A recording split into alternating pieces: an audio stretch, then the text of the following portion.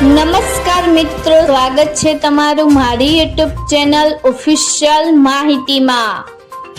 આજથી પુષ્ય નક્ષત્રની શરૂઆત થાય છે, તો પુષ્ય નક્ષત્રમાં કેટલો વરસાદ છે, કયું વાહન છે, વરસાદનો જોગ તથા લોકવાયકા વિશેની સંપૂર્ણ માહિતી મેળવવા માટે આ વિડિયાને અંત સુધી જરૂર નિહાળજો અને હજુ સુધી મારી ચેનલને સબસ્ક્રાઇબ ના કરી હોય તો સબસ્ક્રાઇબ કરી લેજો। મિત્રો, પુષ્ય નક્ષત્રની શરૂઆત આજથી 10:07 વાગ્યાથી થઈ ગઈ છે। પુષ્ય નક્ષત્રમાં વાહન દેડકાનું છે અને આ નક્ષત્ર 1 ઓગસ્ટ સુધી શરૂ રહેવાનું છે। પુષ્ય નક્ષત્ર પછી આશ્લેષા નક્ષત્રની શરૂઆત થશે।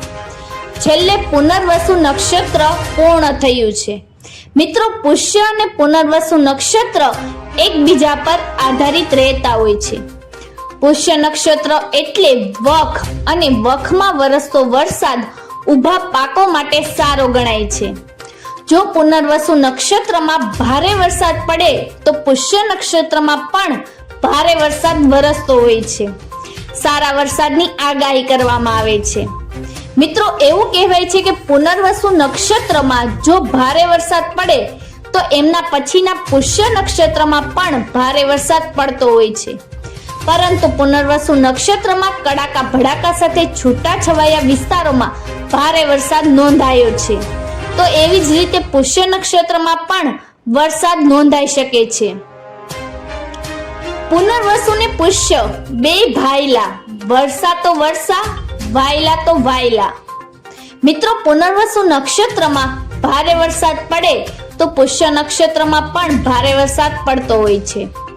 પુષ્ય નક્ષત્રમાં વરસાદના યોગ વિશે વાત કરીએ તો પુષ્ય નક્ષત્ર એટલે વખ અને વરસાદ પડે તો તે ઊભા પાકો માટે સારો ગણવામાં આવે છે। મિત્રો, સાથે જ પુષ્ય નક્ષત્રમાં સારો વરસાદ ન પડે તો તેમના પછીના આશ્લેષા નક્ષત્રમાં સારા વરસાદની રાહ જોવી, કેમ કે એ નક્ષત્રનું વાહન મોર છે અને 2 ઓગસ્ટથી આ નક્ષત્રની શરૂઆત થશે। મિત્રો, સાથે જ ગુજરાતમાં ગુરુવારથી સૌરાષ્ટ્ર અને દક્ષિણ ગુજરાતમાં ધોધમાર વરસાદ વરસી રહ્યો છે। આજે પણ રાજ્યના કેટલાક વિસ્તારોમાં અત્યંત ભારે વરસાદની આગાહી હવામાન વિભાગે આપેલી છે।